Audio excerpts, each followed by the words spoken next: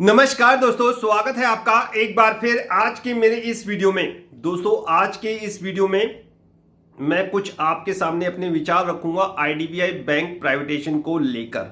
जी हां दोस्तों, जैसा कि आपने थंबनेल पे देखा, वीडियो आईडीबीआई बैंक के प्राइवेटाइजेशन को ही लेकर है और इसमें मैं आपको एक अपडेट आया है, उस अपडेट के बारे में दूंगा जानकारी और उस अपडेट के क्या मायने हैं, उससे क्या निष्कर्ष निकाला जा सकता है, मेरे क्या विचार हैं, मैं आप लोगों को क्या सजेशन दूंगा, इन सब बिंदुओं पर इस वीडियो में हम करेंगे चर्चा। तो सबसे पहले वो खबर जानते हैं जो बिजनेस स्टैंडर्ड अखबार में छपी है।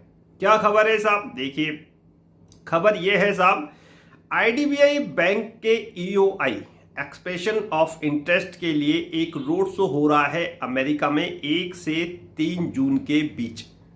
जी हां दोस्तों, आगामी 1 से 3 जून के बीच अमेरिका में एक रोड शो होने जा रहा है आईडीबीआई बैंक के ईओआई के लिए। ईओआई क्या होता है अगर आपको नहीं पता, टेलीग्राम पे चले जाइए, हिंदी और इंग्लिश दोनों में आपको सब कुछ मिलेगा।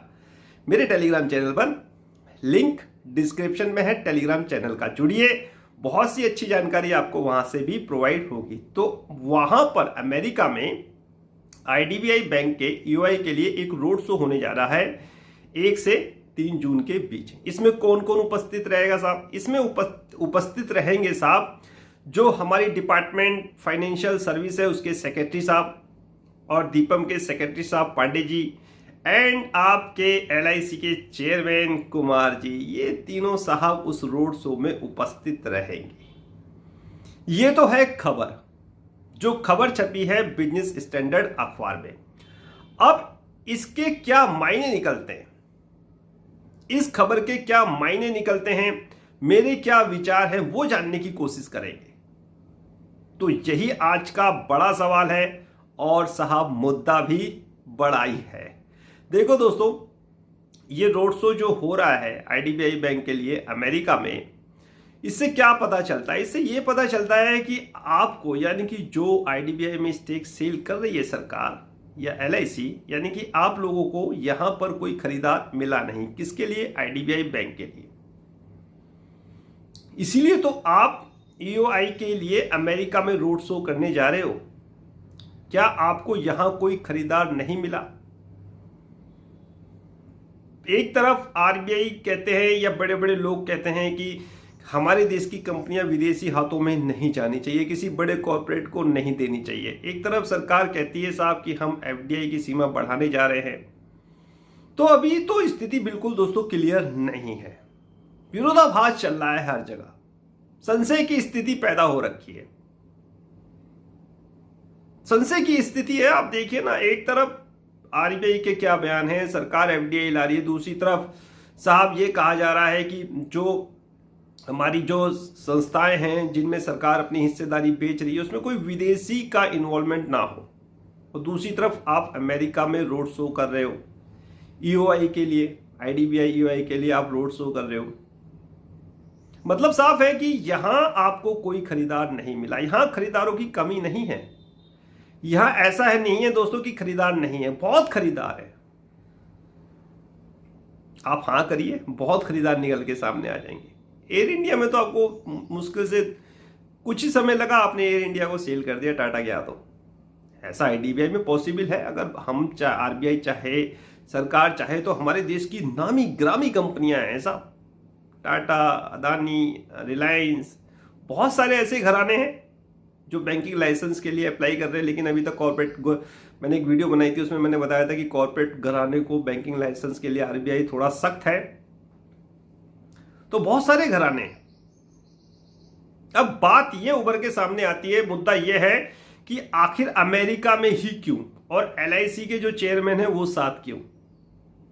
कोशिश ये रहेगी आपको समझाने की, लास्ट में मुद्दा क्या निकल के आएगा। लास्ट में यह आएगा कि साहब हमने बहुत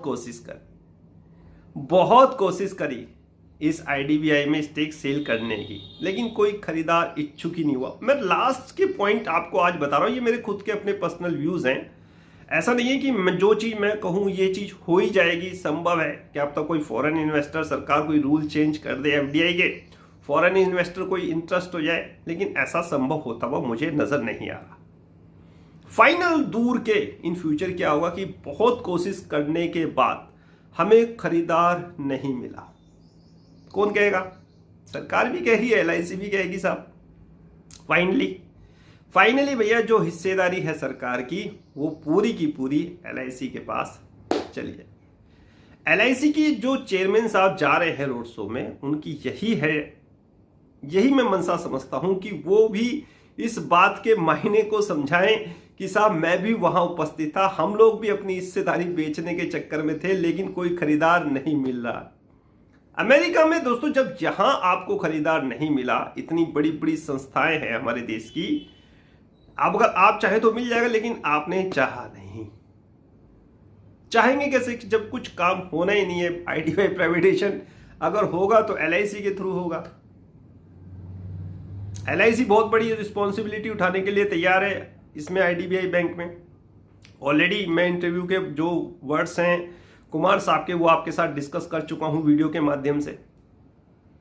तो लॉजिक समझिए, कुल मिला के घुमा फिरा के बात यही है कि जो रोड शो होने जा रहा है IDBI के लिए, उसमें विचलित घबराने की कोई आवश्यकता नहीं है। फाइनली जो निष्कर्ष रिजल्ट निकलेगा वो यही निकलेगा कि साहब फाइनली इसमें LIC ही एक मेन रोल अदा करने जाएगा या अदा करेगा।